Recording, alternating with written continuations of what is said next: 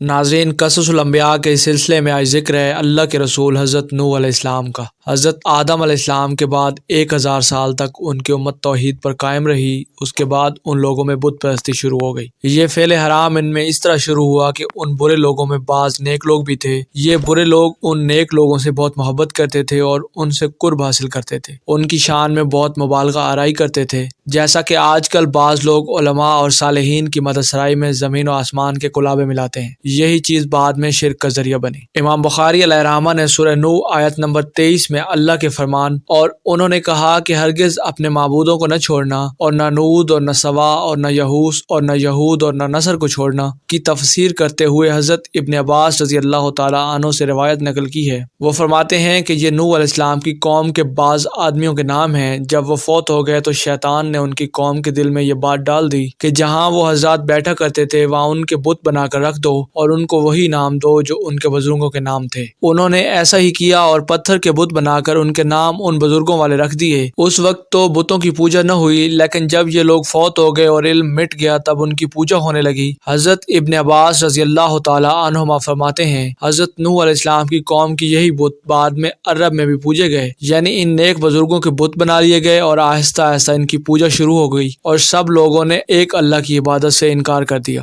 حضرت نوح علیہ السلام اکیلے دنیا میں مواحد اور توحید پرست باقی رہ گئے۔ حضرت نوح علیہ السلام کا نسب کچھ یوں ہے: روح بن لامک بن متوشلہ بن ادریس علیہ السلام۔ اس طرح حضرت ادریس علیہ السلام ان کے پردادا ہوئے۔ اس وقت لوگوں کی عمریں بہت طویل ہوتی تھیں، اس لیے ہم کہہ سکتے ہیں کہ حضرت ادریس علیہ السلام کئی سو سال زندہ رہے، اور حضرت نوح علیہ السلام 1000 سال سے بھی زیادہ عرصہ زندہ رہے۔ عمر لمبی ہونے کی وجہ سے حضرت ادریس علیہ السلام اور حضرت نوح علیہ السلام کے درمیان کافی مدت بنتی ہے، اور اسی مدت کے دوران کفر و شرک نے زور پکڑا اور بتوں کی عبادت شروع ہو گئی۔ تب اللہ سبحانہ و تعالیٰ نے حضرت نوح علیہ السلام کو زمین میں مبعوث فرمایا۔ حضرت ابن عباس رضی اللہ تعالیٰ عنہما سے روایت ہے کہ نبی کریم صلی اللہ علیہ وآلہ وسلم نے فرمایا حضرت آدم علیہ السلام اور حضرت نوح علیہ السلام کے درمیان 10 قرن تھے۔ ایک قرن 100 سال کا ہوتا ہے، یعنی حضرت آدم علیہ السلام کے 1000 سال بعد تک لوگ توحید پر قائم رہے، پھر آہستہ آہستہ شیطان نے انہیں شرک کے راستے پر ڈال دیا، شرک عام ہو گیا، ایک اللہ کی عبادت بالکل ختم ہو کر رہ گئی۔ تب اللہ سبحانہ و تعالیٰ نے حضرت نوح علیہ السلام کو مبعوث فرمایا۔ انہوں نے اللہ سبحانہ و تعالیٰ کی طرف دعوت دی اور بہت مشقت اٹھائی، جیسا کہ سورہ نوح میں اللہ سبحانہ و تعالیٰ فرماتے ہیں اللہ تعالیٰ بخشش و رحم کرنے والے کے نام سے شروع کرتا ہوں، یقیناً ہم نے نوح کو ان کی قوم کی طرف بھیجا کہ اپنی قوم کو ڈراؤ اور خبردار کر دو اس سے پہلے کہ ان کے پاس دردناک عذاب آ جائے۔ نوح علیہ السلام نے کہا اے میری قوم، میں تمہیں صاف صاف ڈرانے والا ہوں کہ تم اللہ کی عبادت کرو اور اس سے ڈرا کرو، اور میرا کہا مانو تو وہ تمہارے گناہ بخش دے گا اور تمہیں ایک وقت مقرر تک چھوڑ دے گا۔ یقیناً اللہ کا وعدہ جب آ جاتا ہے تو موقوف نہیں ہوتا، کاش تمہیں سمجھ آتی۔ حضرت نوح علیہ السلام تبلیغ کے سلسلے میں سخت محنت کرتے، دن رات لوگوں کے گھروں اور ان کے اجتماعات میں جا جا کر انہیں دعوت دیتے۔ آپ انہیں اعلانی اور پوشیدہ طور پر دعوت دیتے، یہاں تک کہ دعوت دیتے دیتے انہیں 950 سال گزر گئے، لیکن سوائے چند لوگوں کے کوئی ایمان نہ لایا۔ تب انہوں نے اللہ سبحانہ و تعالیٰ سے دعا کی اے میرے اللہ، میں نے اپنی قوم کو دن رات تیری طرف بلایا، لیکن میرے بلانے سے یہ اور زیادہ بھاگنے لگے۔ انہوں نے اپنے کانوں میں انگلیاں ٹھوس لی اور اپنے اوپر کپڑے اوڑھ لیے اور کہنے لگے ہم تیری شکل نہیں دیکھنا چاہتے۔ ہم نے اللہ سبحانہ و تعالیٰ سے فریاد کی اے میرے پروردگار، یہ میرا کہنا نہیں مانتے، ان لوگوں کی سنتے ہیں جن کی اولاد اور مال نے انہیں فائدہ تو نہ دیا، الٹا نقصان پہنچایا، اور انہوں نے میرے ساتھ بڑا دو کیا، یعنی دوسروں کو میرے در پہ کر دیا، خود بھی مجھے ستانے میں کوئی کسر نہ چھوڑی، اور آپس میں ایک دوسرے سے کہنے لگے اپنے دیوتاؤں کو نہ چھوڑنا، نہ نود اور نہ سوا کو، اور نہ یہوس اور نہ یہود اور نہ نصر کو چھوڑنا۔ ان لوگوں نے تو بہت سے لوگوں کو گمراہ کر ڈالا۔ اسی طرح حضرت نوح علیہ السلام نے 950 سال دن رات لوگوں کو اللہ کی طرف بلایا، لیکن اتنے طویل عرصے میں صرف 80 کے قریب لوگ مسلمان ہوئے۔ ان ایمان لانے والوں کی اکثریت فقراء، مساکین، ناتواں اور غلام قسم کے لوگوں پر مشتمل تھی، جن کی معاشرے میں کوئی حیثیت نہیں ہوتی۔ مشکل سے 10 ایماندار ایسے ہوں گے جو شرف و جاہ کے مالک ہوں گے۔ چنانچہ جب ان مغرور سرداروں نے اس صورتحال کو دیکھا تو اکٹھے ہو کر حضرت نوح علیہ السلام کے پاس آئے اور کہنے لگے اے نوح، ہم چاہتے ہیں تیری باتیں سنیں اور لوگوں کو بھی تیری باتیں سننے کی ترغیب دیں اور سب تجھ پر ایمان لے آئیں، لیکن اس سے پہلے ہماری ایک شرط ہے کہ آپ کے حلقے میں جو یہ ذلیل اور حقیر لوگ آگے ہیں انہیں دھکے دے کر اپنے پاس سے نکال دیں، اس لیے کہ ہم اپنی قوم کے سردار اور مقام و مرتبے والے لوگ ہیں، ہم ان فقیر لوگوں کے پاس نہیں بیٹھ سکتے، اگر آپ انہیں نکال دیتے ہیں تو ہم ایمان لے آئیں گے۔ اللہ سبحانہ و تعالیٰ نے حضرت نوح علیہ السلام کی قوم کے ان سرداروں کی تردید سورہ ہود میں فرمائی ہے۔ اللہ سبحانہ و تعالیٰ فرماتے ہیں، کافر سردار نوح سے کہنے لگے، ہم تو یہی دیکھتے ہیں کہ تو ہماری طرح ایک آدمی ہے، اور یہ بھی دیکھتے ہیں کہ صرف ان لوگوں نے تیری پیروی کی جو ہم میں رذیل ہیں، وہ بھی اوپر کی عقل سے، اور ہم تو تمہیں کسی بات میں اپنے سے زیادہ نہیں پاتے بلکہ تمہیں جھوٹا خیال کرتے ہیں۔ نوح نے کہا، اے سردارو، بتلاؤ تو صحیح، اگر میں اپنے رب کی طرف سے جو دلیل آئی ہے اس پر قائم ہوا اور اس نے اپنی مہربانی سے مجھے سرفراز کیا اور تم سے وہ باتیں چھپی رہی، تو کیا میں زبردستی اسے تمہارے سر میں ڈال دوں حالانکہ تم اس سے بیزار ہو؟ میری قوم والو، میں تم سے اس پر کوئی مال نہیں مانگتا، میرا ثواب تو صرف اللہ سبحانہ و تعالیٰ کے ہاں ہے، نہ میں ایمانداروں کو اپنے پاس سے نکال سکتا ہوں، انہیں اپنے رب سے ملنا ہے، لیکن میں دیکھتا ہوں کہ تم لوگ جہالت کی بات کر رہے ہو۔ میری قوم کے لوگوں، اگر میں ان مومنوں کو اپنے پاس سے نکال دوں تو اللہ سبحانہ و تعالیٰ کے مقابلے میں میری مدد کون کر سکتا ہے؟ کیا تم کچھ بھی غور و فکر نہیں کرتے؟ میں تم سے یہ نہیں کہتا کہ میرے پاس اللہ کے خزانے ہیں اور میں غیب کا علم بھی نہیں رکھتا، نہ میں یہ کہتا ہوں کہ میں کوئی فرشتہ ہوں، نہ میرا قول یہ ہے کہ جس پر تمہاری نگاہیں ذلت سے پڑ رہی ہیں اللہ سبحانہ و تعالیٰ انہیں کوئی نعمت دے گا ہی نہیں۔ ان کے دل میں جو بھی ہے اللہ سبحانہ و تعالیٰ اسے بخوبی جانتا ہے، اگر میں ایسی بات کہوں تو یقیناً میرا شمار ظالموں میں ہوگا۔ اس پر حضرت نوح علیہ السلام کی قوم اکڑ گئی اور کہنے لگے، اے نوح، بس بہت ہو گیا، تو نے ہمیں بہت ڈرایا، بہت دھمکایا، اب اگر تو سچا ہے تو جس چیز کا وعدہ ہم سے کرتا ہے اس کو لے آ۔ حضرت نوح علیہ السلام نے ان کی بات سن کر کہا، عذاب لانا تو اللہ کا کام ہے، اللہ کو کوئی عاجز نہیں کر سکتا، اور جب اس کا عذاب آ جائے گا تو کوئی بھاگ نہیں سکے گا۔ اس کے بعد حضرت نوح علیہ السلام کی قوم کا ان سے سامنا ہوا تو انہوں نے ان سے کہا، اے میری قوم، اگر تم پر یہ گراں گزرتا ہے کہ میں تم میں رہتا ہوں اور تمہیں اللہ کی باتیں سنا رہا ہوں، تم مجھ سے چڑھتے ہو اور مجھے نقصان پہنچانے کے در پر ہو، تو سنو، میں صاف کہتا ہوں، مجھے تمہارا کوئی خوف نہیں، تمہاری کوئی پرواہ نہیں، تم سے جو ہو سکے کر گزرو، میرا جو بگاڑ سکتے ہو بگاڑ لو، تم اپنے شریفوں اور جھوٹے معبودوں کو بلا لو اور مل جل کر مشورے کر کے بات کھول کر پوری قوت کے ساتھ مجھ پر حملہ کرو، تمہیں قسم ہے تم میرا جو بگاڑ سکتے ہو بگاڑ لو، اس میں کوئی کسر اٹھا نہ رکھو، بالکل مجھے مہلت نہ دو، اچانک مجھے گھیر لو، میں بالکل بے خوف ہوں، اس لیے کہ تمہارے راستے کو باطل جانتا ہوں اور میں حق پر ہوں، حق کا ساتھی تو اللہ ہوتا ہے،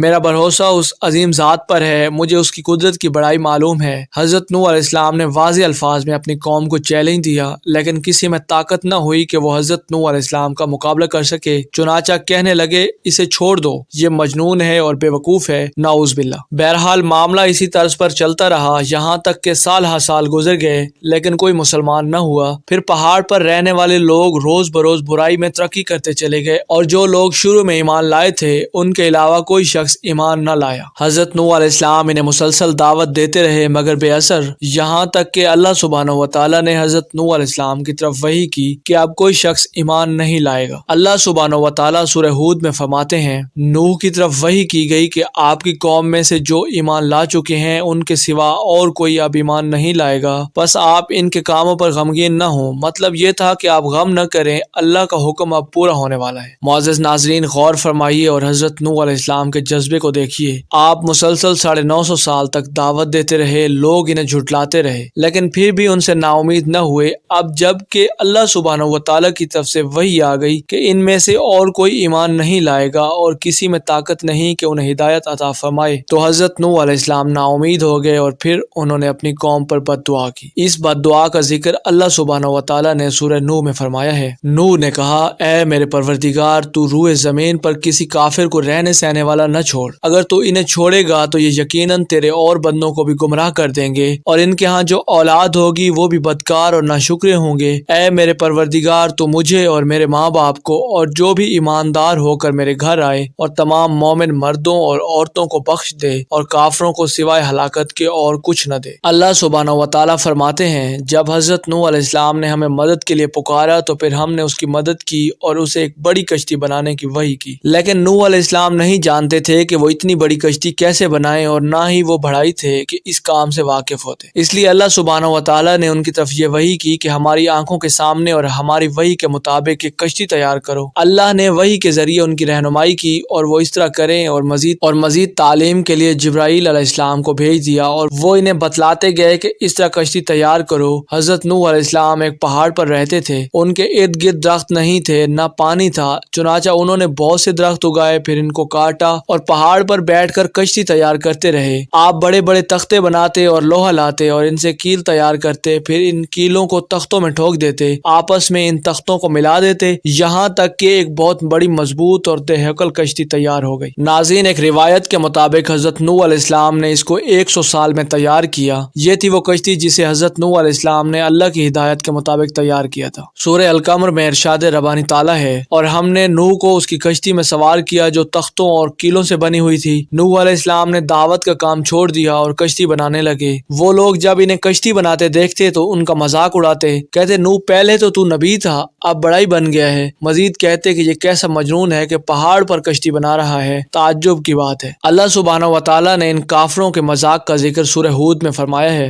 حضرت نوح علیہ السلام کشتی بنانے لگے، اس کی قوم کی جو جماعت ان کے پاس سے گزرتی وہ اس کا مذاق اڑاتی۔ وہ کہتے تم اگر ہمارا مذاق اڑاتے ہو تو ہم بھی تم پر ایک دن ہنسیں گے، جیسے تم مسخرہ کر رہے ہو تمہیں بہت جلد معلوم ہو جائے گا کہ کس پر عذاب آتا ہے جو اسے رسوا کرے اور اس پر ہمیشہ کا عذاب اتر آئے۔ پیارے دوستو، اس کشتی کا حلیہ ابن عباس رضی اللہ تعالی عنہما سے ایک روایت میں یوں آیا ہے، وہ بیان کرتے ہیں کہ حضرت نوح علیہ السلام نے پہاڑ پر ایک کشتی تیار کی اور اسے تارکول سے لت پت کیا۔ اسی وقت سے تارکول کا ظہور ہوا۔ اس کشتی کا طول 300 گز، اونچائی 30 گز اور عرض 50 گز تھا۔ ایک اندازے کے مطابق اس کا طول 1 کلومیٹر سے بھی زیادہ تھا اور اس کی بلندی اور گہرائی کے بارے میں کہا گیا ہے کہ 30 ہاتھ تھی۔ اور یہ کشتی عام کشتیوں کی طرح اوپر سے کھلی ہوئی نہیں تھی، بلکہ جس طرح اس کو نیچے سے بند کیا گیا تھا اسی طرح اوپر سے بھی بند کیا گیا تھا، تاکہ اوپر سے جو بارش برسے وہ اسے نقصان نہ دے، اور جس طرح نیچے والے غرق ہونے سے محفوظ رہیں اسی طرح اوپر والے بھی محفوظ رہیں۔ گویا وہ کشتی ایک گیند کی مانند تھی۔ اس کشتی میں الگ الگ 3 درجے بنائے گئے تھے، ہر درجے میں ایک دروازہ تھا، اور یہ 3 دروازے اس طرح تھے کہ ہر دروازے کے اوپر ایک دروازہ تھا۔ یہ اس کشتی کا حلیہ تھا جس کے راوی حضرت ابن عباس رضی اللہ تعالی عنہما ہے۔ معزز ناظرین، یہ کشتی آج بھی موجود ہے۔ اللہ سبحانہ و تعالی نے اس کشتی کو بطور عبرت اور نشانی باقی رکھا، جیسا کہ اللہ سبحانہ و تعالی فرماتے ہیں، اور بے شک ہم نے اس واقعے کو نشانی بنا کر باقی رکھا، پس ہے کوئی نصیحت حاصل کرنے والا تو کر لے۔ اس صدی میں علماء کے ایک گروہ نے اس کشتی کو ترکی کے ایک پہاڑ پر پا لیا۔ اب وہ 2 ٹکڑوں میں تقسیم ہو چکی ہے۔ اس کا حلیہ وہی ہے جو بیان ہوا ہے۔ اللہ سبحانہ و تعالی کا فرمان سچ ثابت ہو گیا کہ ہم نے اس کو نشانی بنا کر باقی رکھا ہے۔ اس کے بعد طوفان آیا۔ اللہ سبحانہ و تعالی نے حضرت نوح علیہ السلام کو اس طوفان کے ظہور کی ایک نشانی اور علامت بتلائی تھی۔ حضرت نوح علیہ السلام کے گھر میں ایک تندور تھا۔ اللہ سبحانہ و تعالی نے فرمایا جب یہ تندور جوش مارنے لگے اور پانی سے ابلنے لگے تو سمجھ لینا کہ اللہ کا وعدہ آ گیا ہے۔ چنانچہ اس وقت مومنوں کو اور اپنے اہل و عیال کو اور زمین پر بسنے والے تمام جانوروں کا جوڑا جوڑا اس کشتی میں سوار کر لینا۔ ناظرین، تندور سے کیا مراد ہے اس متعلق مفسرین میں اختلاف ہے۔ بعض کہتے ہیں کہ اس سے مراد ایک چشمہ ہے جو زمین سے نکلتا ہے، لیکن مضبوط روایات کے مطابق اس سے مراد معروف تندور ہے جس میں آگ جلا کر روٹیاں پکائی جاتی ہیں۔ یہ تندور حضرت نوح علیہ السلام کے گھر میں تھا اور اسی کو اللہ سبحانہ و تعالی نے طوفان کے آنے کی علامت بتایا اور فرمایا کہ جب یہ پھوٹ پڑے تو اس وقت ہر چیز کا جوڑا جوڑا کشتی پر سوار کر لینا۔ اللہ سبحانہ و تعالی سورہ ہود میں فرماتے ہیں، یہاں تک کہ جب ہمارا حکم آ پہنچا اور تندور ابلنے لگا، ہم نے کہا اس کشتی میں ہر قسم کے جوڑے جوڑے سوار کر لے اور اپنے گھر کے لوگوں کو بھی، سوائے ان کے جن پر پہلے سے بات پڑ چکی ہے، اور سب ایمان لانے والوں کو بھی۔ آپ علیہ السلام کے ساتھ ایمان لانے والے بہت ہی کم تھے۔ ناظرین، کشتی میں سوار ہونے والوں کی تعداد 80 بتائی جاتی ہے۔ چنانچہ جب تندور جوش مارنے لگا تو حضرت نوح علیہ السلام کشتی میں سوار ہو گئے۔ کشتی ان کی بستی میں لوگوں سے دور پہاڑ پر تھی۔ اللہ سبحانہ و تعالیٰ کی قدرت کے تمام قسم کے جانور بھی کشتی کے پاس آ گئے اور حضرت نوح علیہ السلام نے انہیں بھی سوار کر لیا۔ اللہ سبحانہ و تعالیٰ سورہ القمر میں فرماتے ہیں، پس ہم نے آسمان کے دروازوں کو زور کی بارش سے کھول دیا اور زمین کے چشموں کو جاری کر دیا، پس اس کام پر جو پانی مقرر کیا گیا تھا خوب جمع ہو گیا۔ آسمان سے نازل ہونے والا اور زمین سے نکلنے والا پانی کتنا تھا اس کا اندازہ اللہ ہی کو معلوم ہے۔ بہرحال اس پانی میں زمین پر رہنے والے انسان، چوپائے، حیوانات، غرض ہر چیز غرق ہو گئی۔ اس بارے میں اللہ سبحانہ و تعالیٰ فرماتے ہیں، نوح نے اپنی قوم سے تنگ آ کر ہمارے حضور دعا کی کہ ہم تو ہیں ہی بہترین طور پر دعاؤں کے قبول کرنے والے۔ فوراً ان کی دعا قبول کر لی اور اس تکلیف اور ایذا سے انہیں بچا لیا جو انہیں کفار سے روزمرہ پہنچ رہی تھی، اور ان کی اولاد کو ہم نے باقی رہنے والوں میں بنا دیا، یعنی ان کی اولاد سے پھر دنیا آباد ہوئی، کیونکہ صرف وہی لوگ بچے تھے جو کشتی پر سوار تھے، اور ہم نے ان کا ذکر خیر پچھلوں میں باقی رکھا۔ نوح علیہ السلام پر تمام جہانوں میں سلام ہو، ہم نیکی کرنے والوں کو اسی طرح بدلہ دیتے ہیں،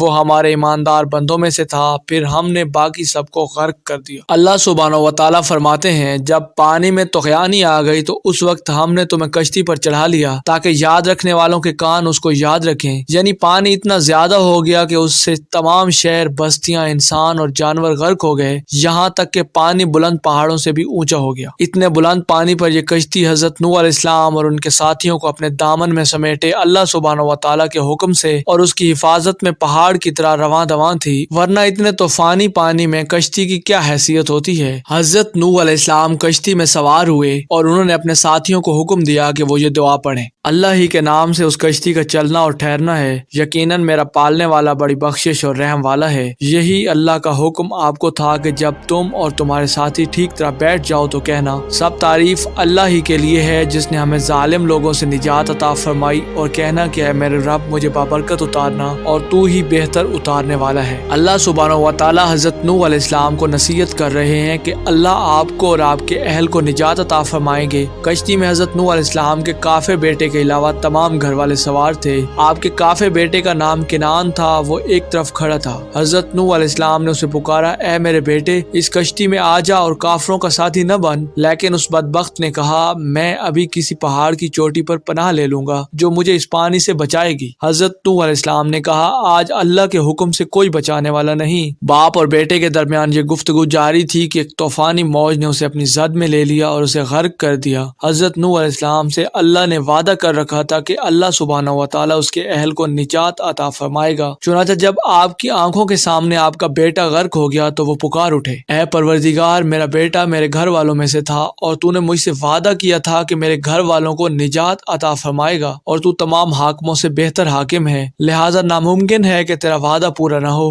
واضح ہو کہ حضرت نوح علیہ السلام کا اپنے بیٹے کے بارے میں بات کرنا بطور استفسار تھا، بطور بحث نہیں تھا۔ آپ وضاحت چاہتے تھے کہ اللہ سبحانہ و تعالیٰ نے فرمایا، اے نوح وہ تیرے اہل سے نہیں تھا کیونکہ وہ کافر تھا۔ کفر نسب کو ختم کر دیتا ہے۔ ایک مومن کا دوسرے مومن سے تعلق ایک مسلمان بھائی کے کافر بھائی سے تعلق سے زیادہ بڑا ہے، اور حقیقی اخوت وہ ہے جس کی بنیاد ایمان ہو۔ کفر تو نسبی تعلق کو کاٹ دیتا ہے، اس لیے اللہ سبحانہ و تعالیٰ نے یہ نہیں فرمایا کہ وہ کافر ہے، بلکہ یہ فرمایا کہ وہ تیری آل سے نہیں ہے۔ ہمارے لیے بھی یہی حکم ہے کہ کسی مومن کا کافر کے ساتھ رشتہ نہیں ہو سکتا۔ اس کے ساتھ اللہ سبحانہ و تعالیٰ نے حضرت نوح علیہ السلام کو نصیحت فرمائی کہ آپ ہرگز وہ چیز نہ مانگیں جس کا آپ کو مطلقاً علم ہی نہ ہو، اور ہم آپ کو نصیحت کرتے ہیں کہ جاہلوں میں اپنا شمار کرانے سے باز رہیں۔ جب حضرت نوح علیہ السلام یہ بات جان گئے کہ ان کا سوال واقعے کے مطابق نہیں تھا تو فوراً اس نے رجوع کر لیا اور اللہ سبحانہ و تعالیٰ سے اس کی رحمت اور مغفرت کے طالب ہوئے۔ اس موقع پر انہوں نے دعا فرمائی۔ نوح علیہ السلام نے کہا، اے میرے پروردگار میں تیری ہی پناہ چاہتا ہوں اس بات سے کہ تجھ سے وہ مانگوں جس کا علم ہی نہ ہو۔ اگر تو مجھے نہ بخشے گا اور تو مجھ پر رحم نہیں کرے گا تو میں خرابی والوں میں سے ہو جاؤں گا۔ اپنے بیٹے کے متعلق سوال کے علاوہ حضرت نوح علیہ السلام نے اللہ سبحانہ و تعالیٰ کی کوئی نافرمانی نہیں کی اور نہ اپنے نفس پر کسی نافرمانی کو شمار کیا۔ کشتی حضرت نوح علیہ السلام اور ان کے ساتھیوں کو لیے پانی کی موجوں پر بلند ہو رہی تھی۔ زمین پر موجود ہر چیز، انسان، حیوانات، چوپائے، پرندے غرق ہو چکے تھے، ان میں سے کوئی بھی باقی نہیں بچا تھا۔ اگر کوئی زندہ تھا تو کشتی والے تھے۔ ناظرین، حضرت ابن عباس رضی اللہ تعالی عنہما سے روایت ہے کہ حضرت نوح علیہ السلام اور ان کے ساتھی 6 ماہ کشتی میں رہے، اور بعض روایات میں یہ بھی ہے کہ وہ 10 محرم کی تاریخ کو کشتی سے نیچے اترے۔ آخر اللہ سبحانہ و تعالیٰ کے حکم سے طوفان رک گیا۔ اللہ نے زمین کو حکم دیا کہ وہ تمام پانی کو نگل جائے۔ زمین نے سارا پانی نگل لیا اور خشک ہو گئی۔ اللہ سبحانہ و تعالیٰ سورہ ہود میں فرماتے ہیں، اور فرما دیا گیا کہ اے زمین اپنے پانی کو نگل جا، اور اے آسمان بس کر تھم جا۔ اسی وقت پانی سکھا دیا گیا اور کام پورا کر دیا گیا، اور کشتی جوتی نامی پہاڑ پر جا کر ٹھہری، اور فرما دیا گیا کہ ظالم لوگ اللہ کی رحمت سے دور ہیں۔ اب انہیں حکم ہوا کہ سلامتی کے ساتھ کشتی سے اتر آئیں، آپ پر بھی برکت نازل ہوگی اور ان قوموں پر بھی جو آئندہ آپ کی نسل سے پیدا ہوں گی، اور آپ کی نسل میں سے کچھ ایسے لوگ بھی ہوں گے جنہیں ہم فائدہ تو ضرور پہنچائیں گے، پھر انہیں ہماری طرف سے دردناک عذاب پہنچے گا۔ ناظرین، بہت سی روایات میں یہ بات نقل ہے کہ حضرت نوح علیہ السلام ایک لمبی مدت یعنی 6 ماہ کشتی میں طوفان تھم جانے کا انتظار کرتے رہے۔ آپ نے طوفان کے حالات معلوم کرنے کے لیے کبوتر کبوتر بھیجا جو واپس آ گیا. اسے پاؤں رکھنے کو جگہ نہ ملی, اسے دوبارہ بھیجا گیا تو وہ پھر بھی واپس آ گیا. چند دن بعد اسے پھر بھیجا گیا تو وہ اپنی چونچ میں زیتون کی ایک ٹہنی لیے ہوئے تھا. اس لیے حضرت نوح علیہ السلام نے معلوم کر لیا کہ پانی زمین سے کچھ ہی اونچا رہ گیا ہے اور درخت وغیرہ اٹھ چکے ہیں. کچھ دن بعد اسے پھر بھیجا گیا. اس مرتبہ وہ واپس لوٹا تو اس کے پاؤں خاک آلودہ تھے. حضرت نوح علیہ السلام نے سمجھ لیا کہ طوفان رک گیا ہے اور زمین خشک ہو چکی ہے. ناظرین, سیرت کی کتب میں یہ واقعہ موجود ہے. اسی کی بنیاد پر سیرت نگاروں کا کہنا ہے کہ کبوتر کا آنا سلامتی کی علامت تھا اور اس کی چونچ میں زیتون کی ٹہنی حضرت نوح علیہ السلام کی بادشاہت کی طرف اشارہ تھا. اس طرح حضرت نوح علیہ السلام زمین پر اتر آئے اور اس وقت اولاد آدم میں سے کوئی انسان سوائے ان لوگوں کے زندہ نہیں بچا تھا. جزیرہ عرب اور فلسطین اور ان کے ارد گرد کا علاقہ غرق ہونے سے محفوظ رہا. اس کے علاوہ تمام زمین غرق ہو گئی تھی. سب کے سب طوفان کی نظر ہو گئے. صرف حضرت نوح علیہ السلام سے اولاد پیدا ہوئی اور زمین میں ان کی اولاد کے علاوہ اور کسی کی نسل باقی نہ رہی. اسی وجہ سے حضرت نوح علیہ السلام کو آدم ثانی اور ابو البشر ثانی کہا جاتا ہے, کیونکہ تمام کے تمام بشر انہی کی طرف منسوب ہیں. سورہ صافات میں اسی طرف اشارہ ملتا ہے. اور ہمیں نوح نے پکارا تو دیکھ لو ہم کیسے اچھے دعا قبول کرنے والے ہیں. ہم نے اسے اور اس کے فرمانبرداروں کو اس زبردست مصیبت سے بچا لیا. اس کی اولاد ہم نے باقی رہنے والی بنا دی. ایک دوسرے مقام پر اللہ سبحانہ و تعالیٰ دیگر امم اور رسولوں کے متعلق کلام کرتے ہوئے فرماتے ہیں, اے ان لوگوں کی اولاد جنہیں ہم نے نوح کے ساتھ چڑھا لیا تھا,